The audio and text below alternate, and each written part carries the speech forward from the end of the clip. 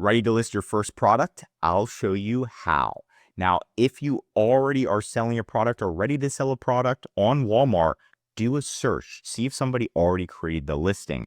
So for example, if we're selling a Superman shirt, we want to see if somebody already created the listing for it, right? So if we say, oh, we're selling this shirt, somebody already created the listing, click on it, and then you're going to copy the item ID, which is right here.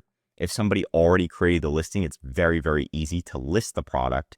You're going to go to Manage Items, then you're going to scroll all the way to the right, and then you're going to click Add Items right here. This is going to be in Seller Center. Now, once you're here, you're going to click in the item ID, click Search, and then you're going to see the item pop up. In a second, there it is.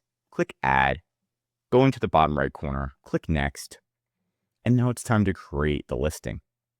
Now, I recommend just selling it in the United States first, doing seller fulfilled first, and then typing the SKU, the sell price, and the shipping weight. After that, you're going to click Submit.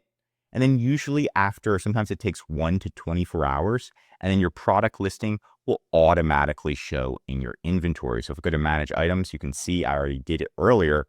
And there it is, my men's Superman hero shirt, right? And everything's automatically there. If the listing's already on Walmart, it's super easy, like I just shown you. If you did a search and it's not on Walmart, then you're going to need a GS1 UPC code. So go to GS1US.org and you're going to need a UPC code, which is $30, right? Because you have to create your listing from scratch. And as you know, when you create a listing or you shop at Walmart or anywhere in person, it needs a special barcode. So you need a special barcode and you have to buy a legit one, which is GS1, right? If it's not on Walmart already, right? So if you couldn't find it, what you're going to do is use the same exact thing that I just showed you how to do and click Add Items. But instead of doing the express setup, since it's not on Walmart, what you're going to have to do is scroll down and click Add New Items to your catalog that aren't currently offered on Walmart and click Create Items. It's going to be the exact same way that I showed you. The only difference is you're going to add your UPC code.